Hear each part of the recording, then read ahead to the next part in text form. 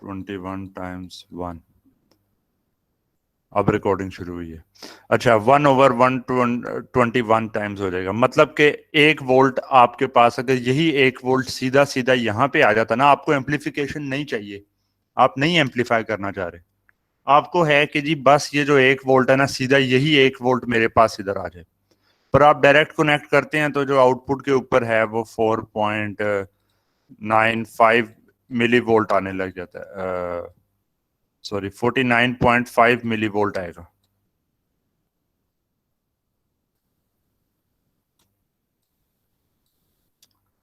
ठीक है, तो ये आपका अच्छा खासा लॉस हो गया इसके अंदर तो। जी सर।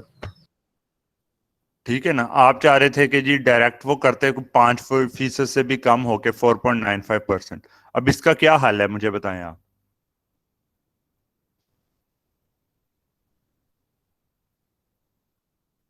सर हम इसमें कोई ऐसा सिस्टम लगा दें ताकि जितना वोल्टेज ये एम्पलीफाई, जितना इसको फिर हम एम्पलीफायर कुछ इस तरह का लगा सकते हैं कि वो एम्पलीफाई करके उतना वोल्टेज उससे आगे दे दे।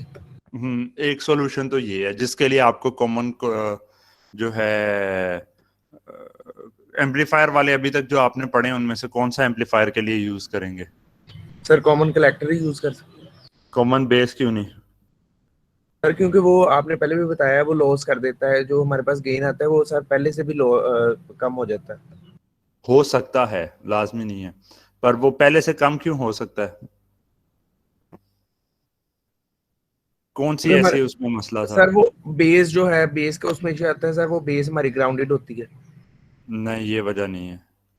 Input resistance. इनपुट रेजिस्टेंस का वो वही मसला कॉमन बेस में है जो मसला आपके पास इधर आ रहा है। ये मसला हल करने के लिए दोबारा से यही मसला क्रिएट एक और कर देंगे, फिर उसके हल के लिए फिर आप वही चीज कर देंगे, तो ये तो नहीं ना हुआ, ये तो घूमते रहेंगे आप।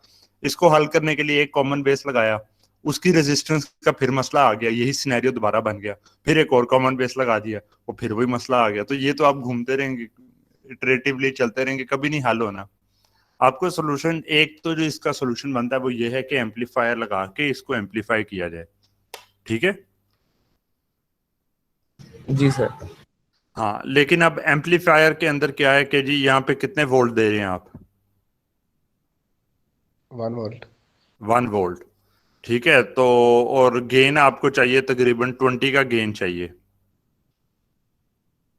21 का गेन चाहिए आपको। मतलब कि ये लोड और ये चीजें कंसिडर करते हुए 21 का चाहिए। पर मैं आपको बताता हूँ। अच्छा, इसमें एक चीज देख लें, आपने जो भी एम्पलीफायर लगाना हो वो तो सेपरेट है, पर कॉमन एमीटर का आपको ये तो पता है ना कि उसका गेन आना था बीटा, और लोड पे क्या रजिस्टर आ रही थी जनाब, जो भी उसका आरसी होगा in parallel with R L, ऐसे ही है ना, जीवी। जी सर। और इनपुट साइड के ऊपर ये हो जाएगा जनाब 100 प्लस आर पाई। सर ये अल्फा नहीं था? अल्फा होता है कि कॉमन बेस के लिए,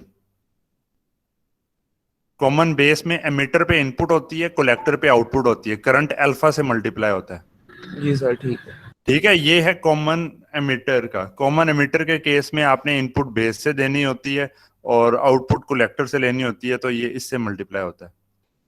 ठीक है। ठीक है सर, क्लियर। अच्छा, अब आपने ये कर लिया और इसके अंदर आपके पास यहाँ पे जो आर एल है ये है 5 ओहम का।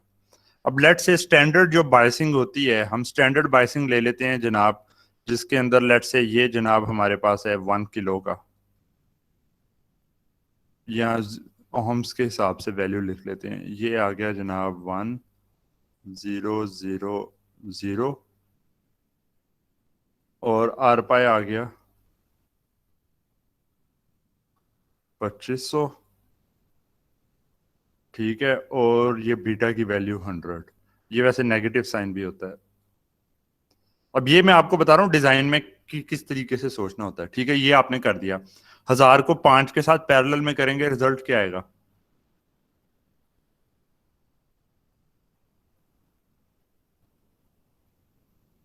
लोअर रजिस्टर जो है ना वही आता है। ठीक है, 5 को इससे करेंगे 4.99 करके कुछ हो जाएगा, ये आप लोग करके देख लें, रिजल्ट आ जाएगा तकरीबन 5 ओम।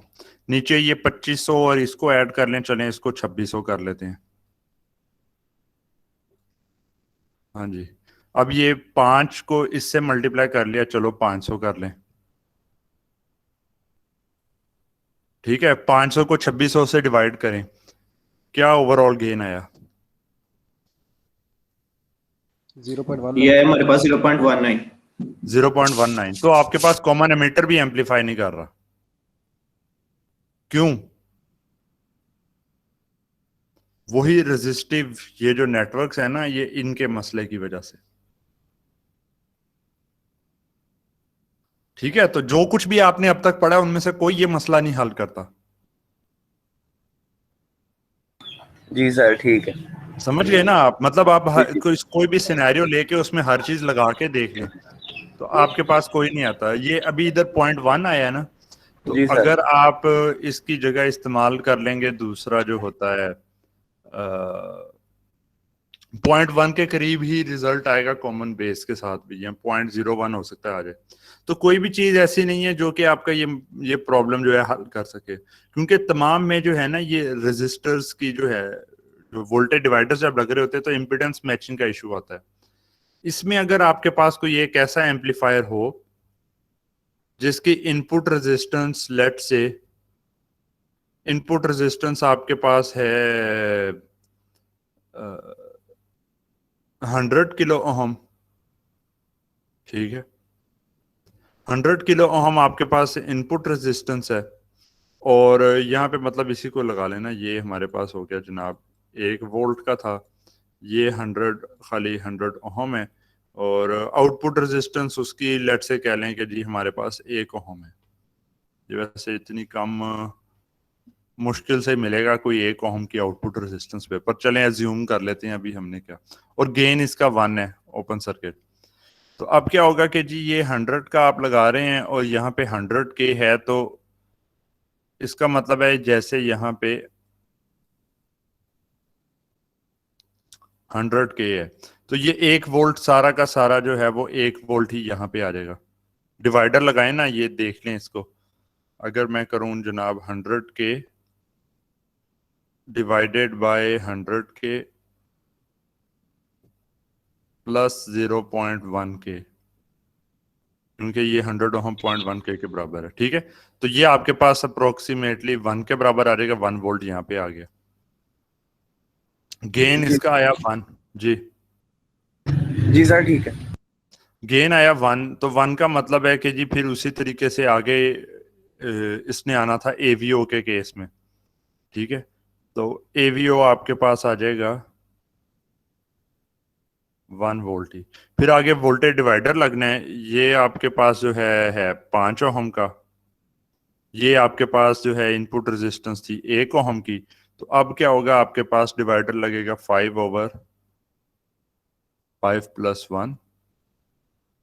ठीक है, ये हमारे पास आ जाता है 5/5 + 1 5/6।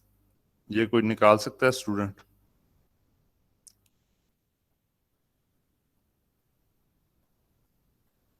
ये आ गया 0.83। 0.83 वोल्ट जो है ना वो आपके पास आउटपुट पे आ रहे हैं। तो चलो ठीक है, थोड़ा सा हमारे पास लॉस हो गया, तो वो हम आमतौर पे जो है ना उसके इतने छोटे का मसला नहीं है। पर मसला हमारे पास तब होना था जब ये 1 वोल्ट की बजाय ये जो है ना 50 मिली वोल्ट्स तक जो है पहुंच गया था। तो अब आपने एक इस तरह का अगर एम्पलीफायर हो जिसकी इनपुट रेजिस्टेंस ज्यादा हो, क्योंकि इनपुट रेजिस्टेंस अच्छे एम्पलीफायर्स में ज्यादा होनी चाहिए, आउटपुट रेजिस्टेंस उसकी बहुत कम हो क्योंकि अच्छे एम्पलीफायर में कम होनी चाहिए। लेकिन ऑफ कोर्स जब आप एक ऐसा डिजाइन करेंगे एम्पलीफायर जिसकी इनपुट रेजिस्टेंस ज्यादा हो, आउटपुट रेजिस्टेंस कम हो, तो उस केस के अंदर फिर गेन के ऊपर कॉम्प्रोमाइज करना पड़ जाता होता है। तो गेन आपके पास जो है ना वो आपके पास लेट से जो है काफी वो कम है, 1 है या 0.9 है या इस तरह से 0.98 हो जाए, जो भी है उस तरह के केस के अंदर हो जाए तो आपको वो चीज चाहिए। और अगर आपको ये 0.83 नहीं पसंद है तो इसके बाद आप जो है ना दोबारा एक और एम्पलीफिकेशन की भी स्टेज डाल सकते हैं।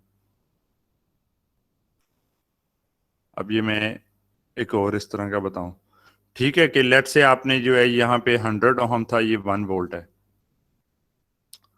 अच्छा, समझ आ रही है? तो मैं आगे चलूं, वरना ये थोड़ा सा मैं एक लेवल आगे जा रहा हूं, तो जी सर, अगर समझ क्लियर आ नहीं रही है है। तो ठीक है। यहाँ पे ये 100 ओहम है, यहाँ पे आपके पास जो है इसकी जो इनपुट रेजिस्टेंस थी वो आपके पास 100 के आ रही थी। ठीक है, और अब लेट से आप नहीं चाह रहे कि 1 वोल्ट का 1 वोल्ट ही रहे, आप चाह रहे हैं कि 1 वोल्ट को आगे एम्पलीफाई करके आपने 5 वोल्ट तक भी लेके जाना है। तो ये तो आपको नहीं उस तरह से एम्पलीफाई करके दे सकता। ठीक है, 100 के इधर लगा हुआ था, 1 ओहम इसकी आउटपुट रेजिस्टेंस थी, और एंड पे जो लोड आपके पास है वो 5 ओहम का ही है। तो अब आप क्या करेंगे, इसके आगे एक और ब्लॉक लगा दें एम्पलीफायर का। पर अब आप क्या करते हैं, अब आप लगा देते हैं कॉमन एमिटर एम्पलीफायर। ठीक है, कॉमन एमिटर एम्पलीफायर जिसकी इनपुट रेजिस्टेंस इधर जो है वो उसकी इनपुट रेजिस्टेंस आपके पास होगी लेट्स से स्टैंडर्ड बायसिंग पे 2.5 के, और जो उसकी आउटपुट रेजिस्टेंस है वो आपके पास है लेट्स से, क्योंकि आपने ये लो लोड के लिए लगाना है, आप इसको कर लेते हैं जनाब 100 ओहम की है। ठीक है, और जो गेन आपने रखना है एवीओ, वो आप इस चीज के लिए ऐसे करते हैं कि आप इसको जो गेन आपने रखना है वो गेन आप रख देते हैं इसका 21 गेन रख देते हैं। ठीक है, ये डिजाइन करके आगे करना होगा।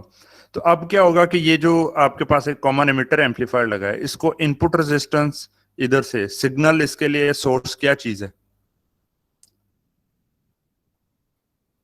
सर एवीओ।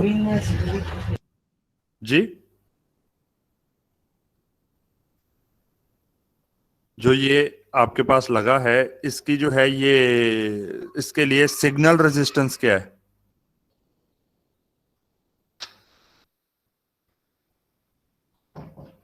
बताएं।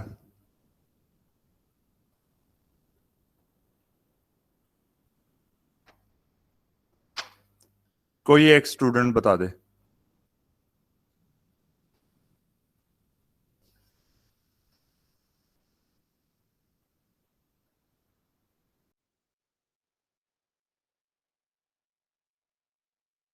सर जो हमने प्रीवियस एम्पलीफायर इस्तेमाल किया वो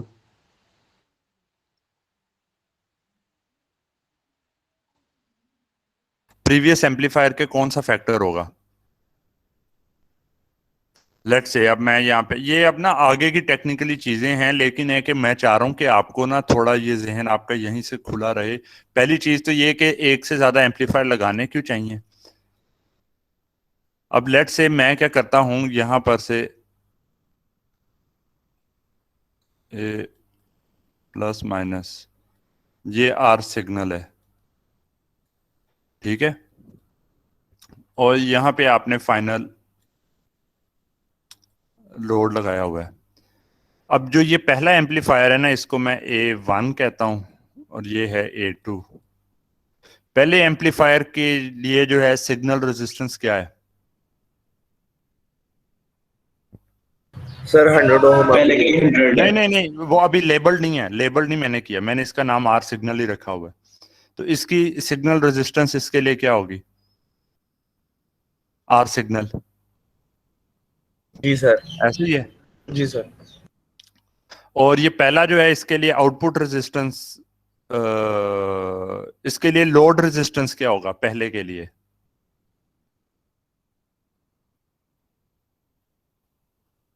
आर है।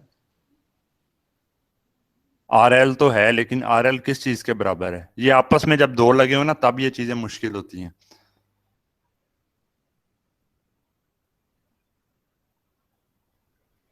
आपको इस पॉइंट से देखने पे इस साइड के ऊपर क्या रेजिस्टेंस नजर आएगी? जो भी रेजिस्टेंस नजर आएगी वो आपके पास लोड रेजिस्टेंस है। इधर से देखने पे एम्पलीफायर 2 की इनपुट साइड के ऊपर क्या नजर आता है आपको?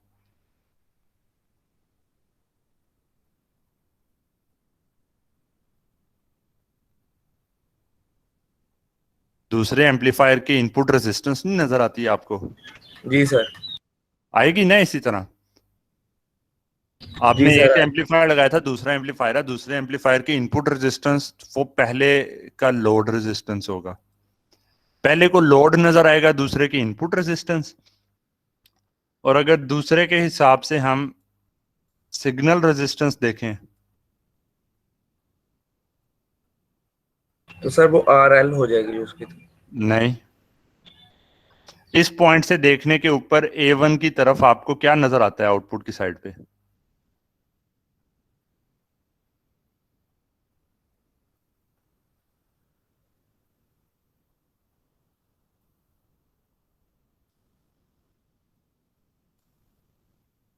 पहले एम्पलीफायर की आउटपुट रेजिस्टेंस।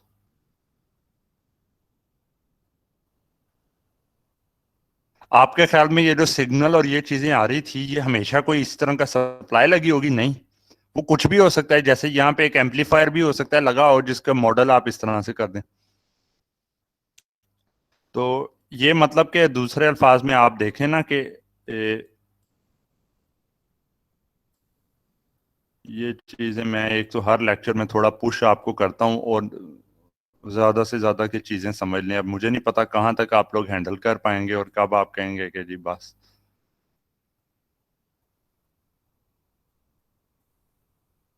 ये आपके पास है Rn2। इनका ना मैं ब्लॉक डायग्राम्स बना रहा हूँ। ये A1 है, ये A2 का है, और ये R आउटपुट 1 है।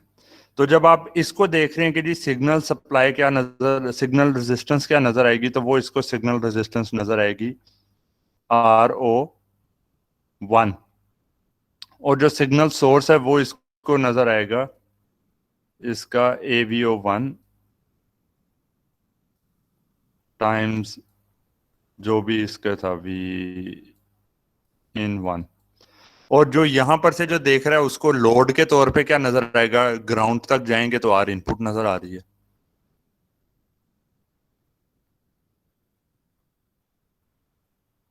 तो ये जितना कुछ भी बना होता है, ये इसका जो है मॉडल एक होता है। ये एक्चुअली कुछ भी चीज हो सकती है।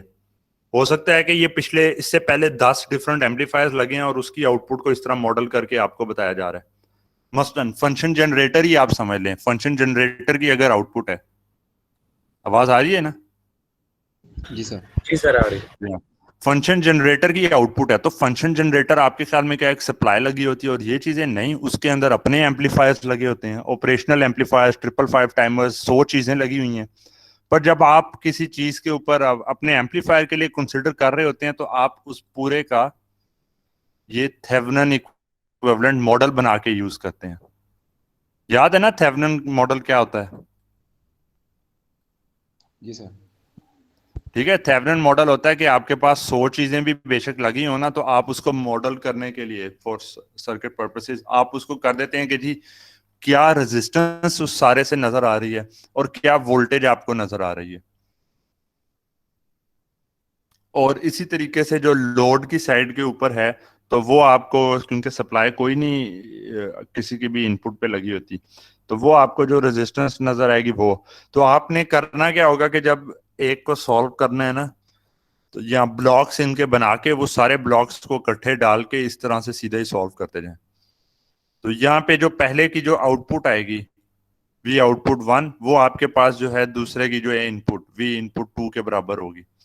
तो ये एक्चुअली ये आपका CLO1 का आगे जाके पोर्शन है। जब आप ये तीनों एम्पलीफायर्स को पढ़ लेंगे ना, common base, common collector, common emitter, उसके बाद जाके फिर आपको जो है ना इस तरह के सिनेरियोस पढ़ाए जाएंगे कि जी हम इन दो को साथ मिला लेते हैं, अब क्या होगा? फिर हम तीन को मिला लेते हैं, ठीक है? फिर किस तरीके से इनको इस्तेमाल करना है, या तीन या चार को आपस में हम मिला रहे हैं तो हमें फायदा क्या हो रहा है, क्या वजह है कि हम इस तरह से कर रहे हैं। और करते करते ऑपरेशनल एम्पलीफायर्स तक आ जाते हैं जहां पे किसी आप में से किसी ने इस्तेमाल किया कभी ऑपरेशनल एम्पलीफायर 741 या कोई दूसरा? किसी को पता है, आइडिया है?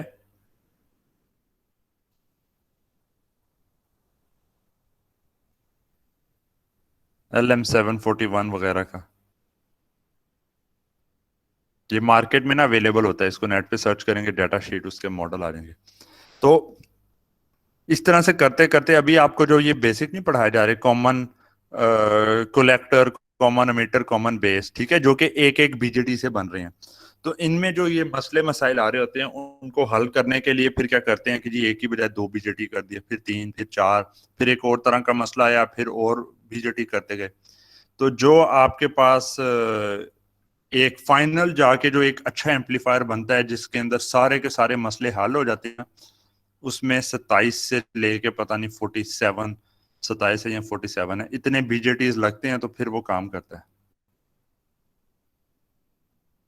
ऑफ कोर्स हमने ये पूरा उस तरीके से नहीं, हमने एक बहुत बेसिक लेवल तक का उसका चलना है, पर इस कोर्स में मेन यही है कि ये एम्पलीफायर्स और सिग्नल प्रोसेसिंग की आपको बेसिक से लेके मसले मसाइल बताए जाएं, उनका हल बताया जाए, ताकि आप डिजाइन के काबिल हो जाएं। तो अब ये जैसे एक डिजाइन की ये प्रॉब्लम आई थी, आज मैं इस प्रॉब्लम के ऊपर ही प्राइमरीली करूंगा। ये हमने देख लिया कि ऐसी कोई चीज हो तो हमारा मसला हल हो जाता है जिसकी इनपुट रेजिस्टेंस बहुत ज्यादा हो और आउटपुट रेजिस्टेंस बहुत कम हो। अगले लेक्चर में हम देखेंगे कि ऐसी कोई चीज एग्जिस्ट करती है कि नहीं करती है, और अगर करती है तो कैसे ऑपरेट करती है। जी, कोई क्वेश्चन?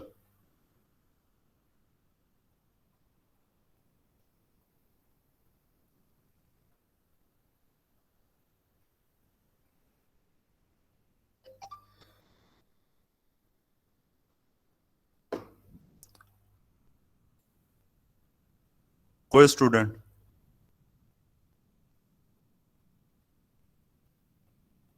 ये देखें कि वो जो वैसे लेक्चर चल रहा होता है और उसके मुकाबले में जो क्वेश्चन आंसर सेशन है, कितना फर्क होता है। पर है कि वो लेक्चर का मटेरियल उसी तरीके से डिलीवर होता है। तो ये दोनों काम इकट्ठे चलते रहे ना, तो फिर एक इफेक्टिव लेक्चर कन्वे होता है। कोई क्वेश्चन आप लोगों का, जब मैं कोई और क्वेश्चन पूछ लूं एक दो?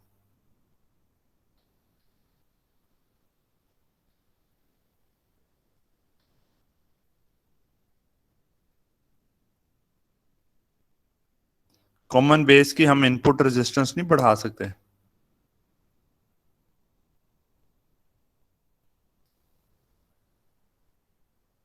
कोई स्टूडेंट बताए?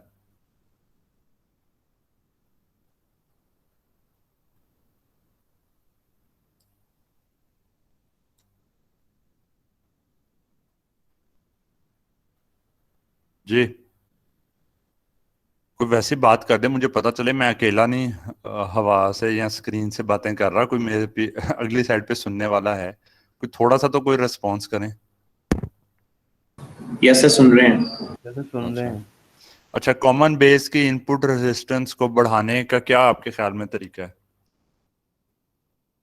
ये मसला तो आपको पता है ना कि कॉमन बेस की इनपुट रेजिस्टेंस आपके पास कम है, ठीक है। ये है क्या, कॉमन बेस के केस में इनपुट रेजिस्टेंस किस चीज के बराबर होती है?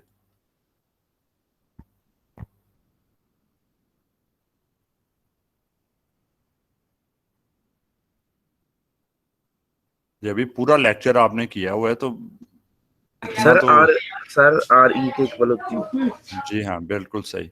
ठीक है, तो इसको बढ़ाने का क्या तरीका है? आर ई को बढ़ाना हो तो कैसे बढ़ा सकते हैं?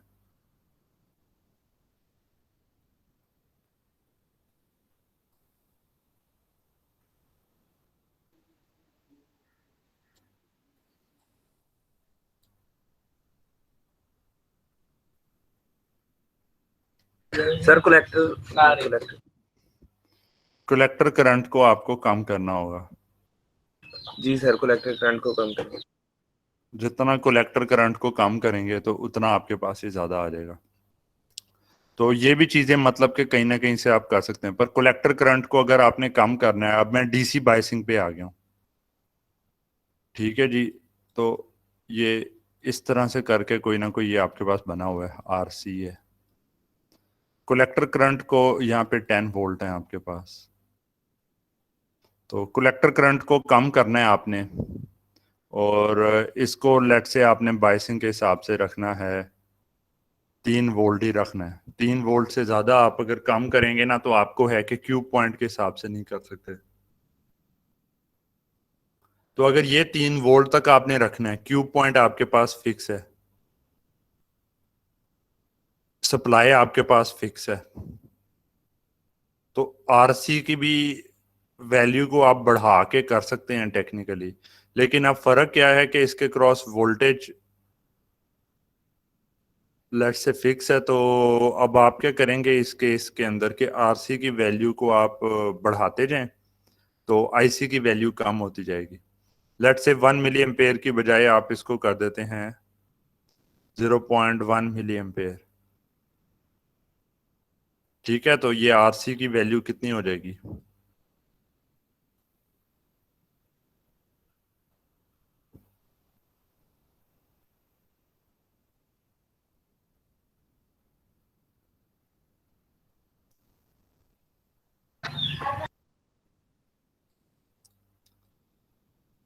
सत्तर किलो। आपने और बढ़ाना है इसको, 700 किलो तक कर दें। ठीक है, 700 किलो तक कर दें, ये 0.01 हो जाएगा। ठीक है, तो 10 से 100 गुना आपने बढ़ा दिया इसको। तो ये मतलब कर सकते हैं, लेकिन इन सारों की भी ना लिमिट्स होती हैं। ये जितना ज्यादा होता रहे ना, और भी कुछ प्रॉब्लम्स आपके पास आने लग जाती हैं।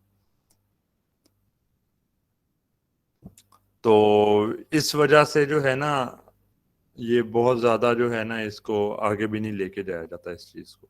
पर ये भी एक सोल्यूशन मतलब के होता है कि थोड़ा सा इधर से कुछ ना कुछ बेहतर कर लिया जाए। ठीक है, चलें। जी सर, ठीक है। तो ये जो है ना, ये लेक्चर की सारी जो चीजें बताई हैं और Q&A सेशन की, ये आप लोग ना तैयार करें। नेक्स्ट लेक्चर में मैं आपसे पूछूंगा इनसे रिलेटेड। ओके ठीक है, सर, ठीक है। और वैसे भी ये पिछला भी सारा मटेरियल ना साथ साथ करते रहे। अभी जल्दी जो है आपके पास आ जाना है, वो क्विज स्टार्ट हो जाने हैं, तो जब क्विज होगा तो फिर आपको प्रॉब्लम होगी वरना। ये सर मिड का कब तक एक्सपेक्टेड है, कब तक होंगे? मिड टेक्निकली तो 8 हफ्तों के बाद होते हैं। ये आपका अभी कौन सा चल रहा है? 5वां हफ्ता चल रहा है। तो वो ये भी आपको सुनने में आता है कि रमजान का आखिरी अशराफ होता है। कोई आइडिया नहीं, अब सब कुछ ही ऑफ है, मैं भी घर बैठा हुआ हूँ। यूनिवर्सिटी वैसे ही तकरीबन बंद है, कुछ एडमिनिस्ट्रेटिव कामों के लिए बस जाना होता है, बाकी तो वो बंद है।